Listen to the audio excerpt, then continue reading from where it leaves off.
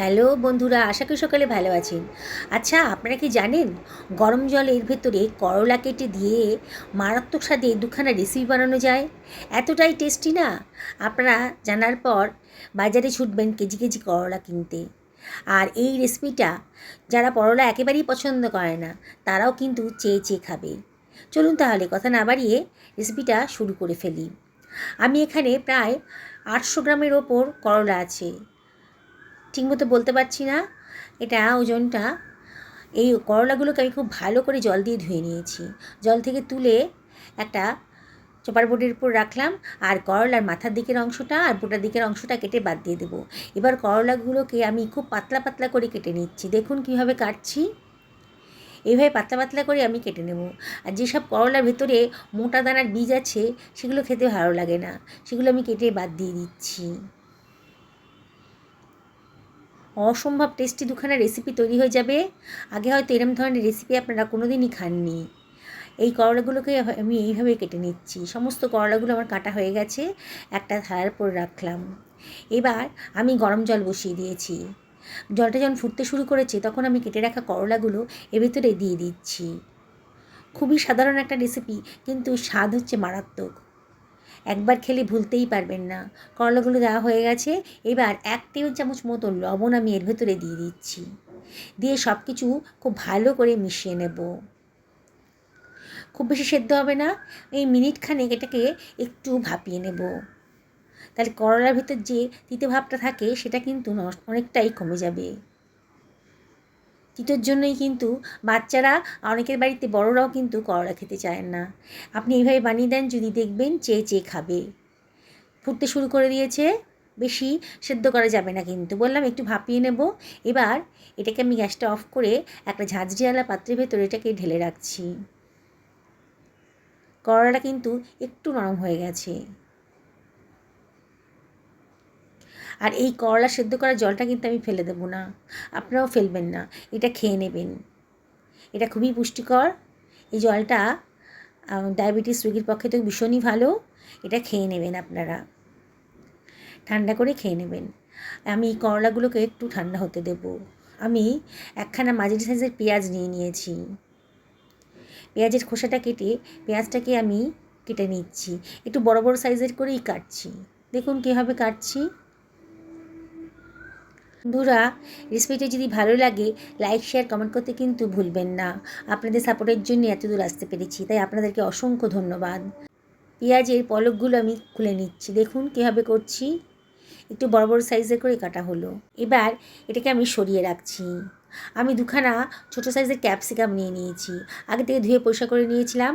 ক্যাপসিকামের বোটার দিকের অংশটা কেটে বাদ দিয়ে দিচ্ছি, আর ক্যাপসিকামের থেকে আমি মোটা মোটা করে কেটে নিচ্ছি। দেখুন কীভাবে কাটলাম।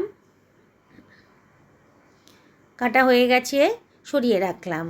আমি এখানে 4খানা ছোটো সাইজের টমেটোও নিয়ে নিয়েছি, আগে থেকে ধুয়ে পরিষ্কার করে নিয়েছি। সমস্ত সবজি আমি আগে থেকে ধুয়ে পরিষ্কার করে নিয়েছি।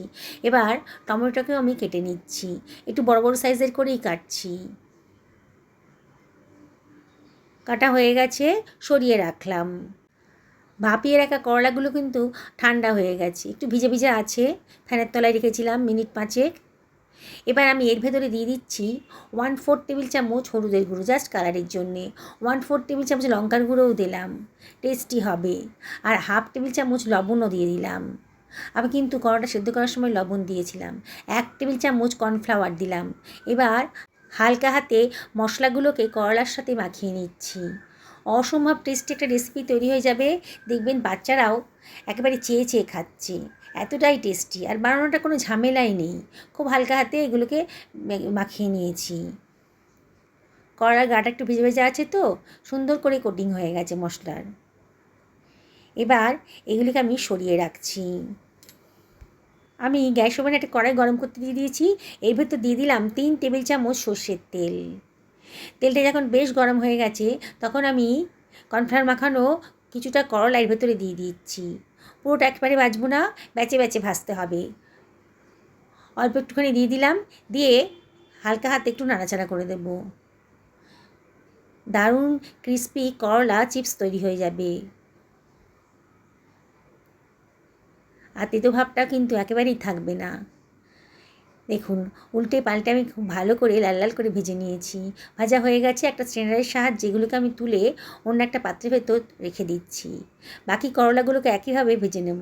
যেসব বন্ধুরা রেসিপিটা দেখছেন অথচ এখনও আমাকে সাবস্ক্রাইব করেননি, তাদেরকে আমি একান্ত রিকোয়েস্ট করছি আমার চ্যানেলটা সাবস্ক্রাইব করার জন্যে। পাশে থাকা বেল আইকনটা অবশ্যই ক্লিক করে দেবেন, তাহলে আমার রান্নার নোটিফিকেশানটা আপনারা চটজলদি পেয়ে যাবেন। দেখুন করলাগুলো আমার সমস্ত ভাজা হয়ে গেছে, সরিয়ে রাখলাম। ওই তেলের ভেতরেই আমি দিয়ে দিচ্ছি কতগুলো চিড়ে রাখা কাঁচা লঙ্কা। কাঁচা লঙ্কাগুলো অবশ্যই চিড়ে দেবেন, নাহলে কিন্তু তেল ফাটবে। আর গ্যাসের ফ্লেমটা এই সময় আমি লোতে রেখে দিয়েছি। এবার খানিকটা তেল আর ভাজা লঙ্কাগুলোকে আমি অন্য একটা পাত্রের ভেতর সরিয়ে রাখছি। করলা ভাজার এই তেলটা দিয়ে এক থালা ভাত কিন্তু খাওয়া হয়ে যাবে।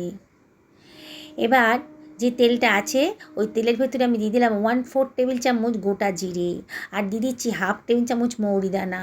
দারুণ সুন্দর ফ্লেভার আসবে আর খুবই টেস্টি হবে। লো ফ্লেমে রেখে মশলাটাকে একটু ভাজা ভাজা মতো করে নেব। এবার আমি এর ভেতর দিয়ে দিচ্ছি কুচনো পেঁয়াজটা, একটু নাড়াচাড়া করে নিচ্ছি। গ্যাসের ফ্লেমটা এই সময় হাইতেই রেখেছি। 1/2 টেবিল চামচ লবণও এর ভেতর দিয়ে দিলাম, দিয়ে সব কিছু খুব ভালো করে মিশিয়ে নিচ্ছি। এবারে এর ভেতরে দিয়ে দিচ্ছি 1 টেবিল চামচ আদা রসুন বাটা। সব কিছু আবারও ভালো করে মিশিয়ে নিচ্ছি। আদা রসুনের কাঁচা ভাবটা যেন একেবারেই না থাকে, একটু ফ্রাই করে নিতে হবে। এবার আমি দিয়ে দিচ্ছি কেটে রাখা ক্যাপসিকামগুলো। আবারও সব কিছু খুব ভালো করে মিশিয়ে নিচ্ছি। বন্ধুরা, অসম্ভব টেস্টি একটা রেসিপি আজকে তৈরি হতে চলেছে। আপনারা শেষ পর্যন্ত দেখুন ভিডিওটা, খুবই ভালো লাগবে আপনাদের। টমেটো কুচিটাও দিয়ে দিলাম, দিয়ে আবারও সব কিছু খুব ভালো করে মিশিয়ে নেব। এর ভেতরে 1/4 টেবিল চামচ হলুদের গুঁড়ো দিলাম, 1/2 টেবিল চামচ ধনের গুঁড়ো দিলাম, 1/2 টেবিল চামচ জিরের গুঁড়োও দিয়ে দিলাম, 1/2 টেবিল চামচ লঙ্কার গুঁড়োও দিলাম। লঙ্কাটা অবশ্যই নিজেদের পছন্দ মতো দেবেন। দিয়ে সব কিছু খুব ভালো করে মিশিয়ে নিচ্ছি। খুব বেশি রান্না করব না, একটু নরম হয়ে যাবে যখন সবজিগুলো, তাহলেই হবে। অনবরত কিন্তু নাড়তে হবে। গ্যাসের ফ্লেমটা হাইতেই রেখেছি। যেসব বন্ধুরা ফেসবুক থেকে রেসিপিটা দেখছেন তাদেরকে আমি রিকোয়েস্ট করব আমার পেজটা ফলো করার জন্যে। দেখুন বন্ধুরা, সবজির কালারটা কিন্তু চেঞ্জ হয়ে গেছে। এবার আমি এর ভেতর দিয়ে দিচ্ছি 1 টেবিল চামচ চিনি। চিনিটা অপশনাল, তবে দিলে পরে কিন্তু টেস্টটা ভালোই আসে। আর 1/2 টেবিল চামচ হিংও দিয়ে দিলাম, গন্ধটা ভালো লাগবে। সব কিছু আবারও ভালো করে মিশিয়ে নিচ্ছি। মাঝে মাঝে একটু নাড়াচাড়া করে দিতে হবে। একেবারে নতুন ধরনের রেসিপি। কতগুলো কাঁচা পাকা লঙ্কাও দিয়ে দিলাম। এবার যে করলা চিপসটা আমি ভেজেছিলাম তার খানিকটা অংশ দিয়ে দিচ্ছি। বললাম না, আর খানিকটা যে তেলটা ভেজেছি তেল দিয়ে ভাত দিয়ে খাবো। আপনারাও এইভাবে দুটো করলার রেসিপি কিন্তু এইভাবে তৈরি করে ফেলতে পারেন। দেখবেন দুটোই কিন্তু সবাই চেয়ে চেয়ে খাচ্ছে। কম পড়ে যাবে, 1 কেজি 2 কেজি করলাও কম পড়ে যাবে। দেখুন সব কিছু খুব ভালো করে মিশিয়ে নিচ্ছি হালকা হাতে। শুধু ভাত না, রুটির সাথেও কিন্তু এই রেসিপিটা আপনারা খেতে পারবেন। ঢাকা দিয়ে দিলাম লো ফ্লেমে, একটু নরম হয়ে যাবে। মিনিট 2 এটা লো ফ্লেমে রান্না করে নিয়েছি।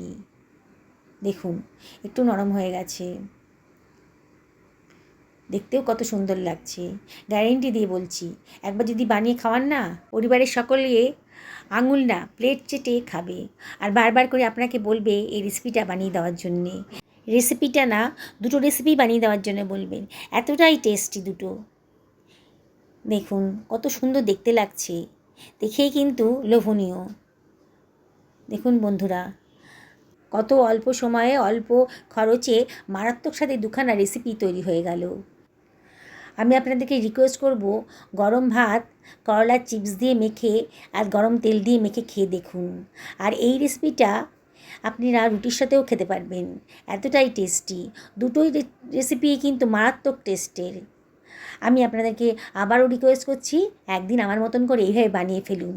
দেখুন সবাই কিন্তু দারুণ প্রশংসা করবে। চিপসগুলো কত মচমচে হয়েছে দেখুন, কতটা লোভনীয় হয়েছে। বললাম তো, বাড়ির ছোট থেকে বড় সবাই কিন্তু চেয়ে চেয়ে খাবে। স্বাস্থ্যকর রেসিপিটা অবশ্যই একদিন বাড়িতে বানিয়ে ফেলুন। সুস্থ থাকুন, ভালো থাকুন, নমস্কার নেবেন।